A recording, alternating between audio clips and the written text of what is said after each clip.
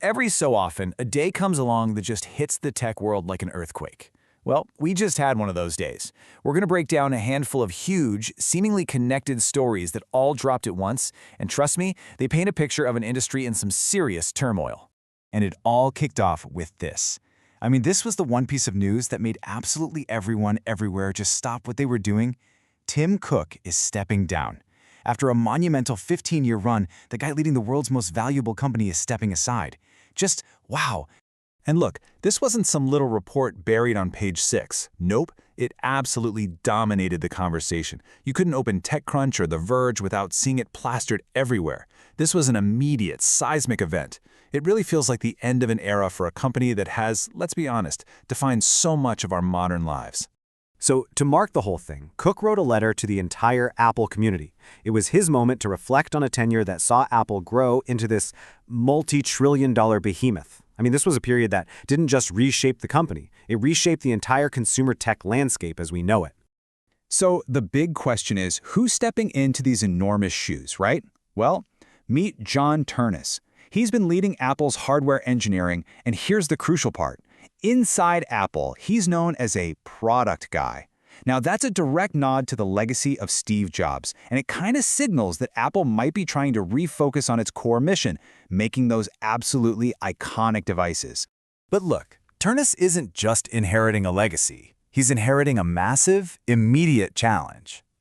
And that brings us to the single biggest question hanging over this entire transition. What about AI? Okay, so here's the real deal. A lot of people in Silicon Valley think Apple has really fallen behind in the generative AI race. The AI that can create new stuff like text or images.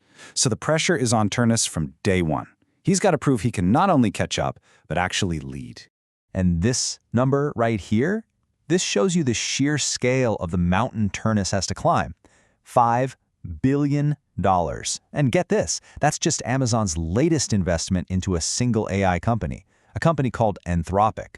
That's the level of spending we're talking about in this AI arms race that Apple is now basically sprinting to join. But here's the twist. At the exact same time all these billions are being poured into AI, there's this powerful countercurrent building, a growing public distrust, and in some cases, outright hostility towards AI is becoming a huge part of the conversation. And this right here, this just illustrates so perfectly how deeply AI is already woven into our culture. So on the music platform Deezer, a staggering 44% of new songs uploaded every single day are AI generated. This isn't some future tech we're talking about, it is here, right now, and it's reshaping entire creative industries in real time. So what you have is this landscape of pure contradiction.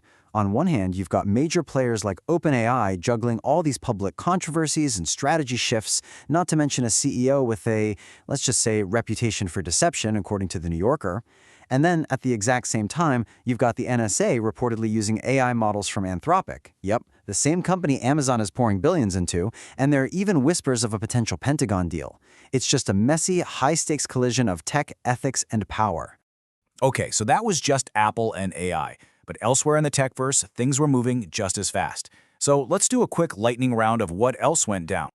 All right, first up, cybersecurity. A massive crypto theft, we're talking almost $300 million, has been blamed on North Korean hackers. And we're not talking about some kids in a basement. This is likely a state-sponsored attack. It's just a stark reminder that some of the biggest geopolitical battles are being fought online.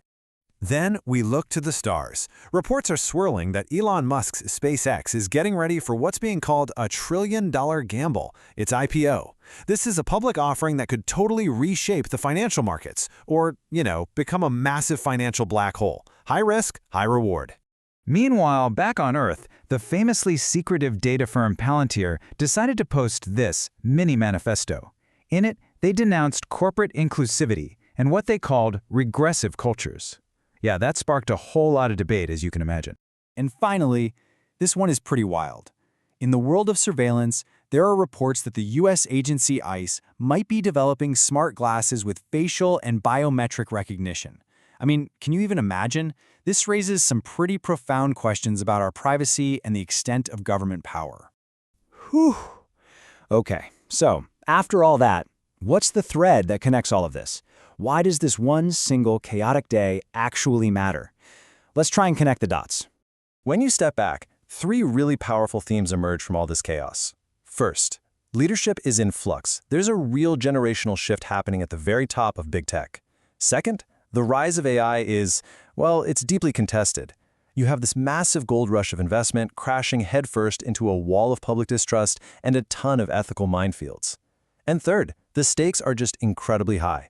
We're talking about everything from national security to your personal privacy being impacted by this stuff. And all of this leaves us with one final, and I think really crucial question. In a world where titans of industry are departing, where you have controversial founders and increasingly autonomous systems, and with the pace of change accelerating faster than anything we've ever seen before, who is actually steering the ship?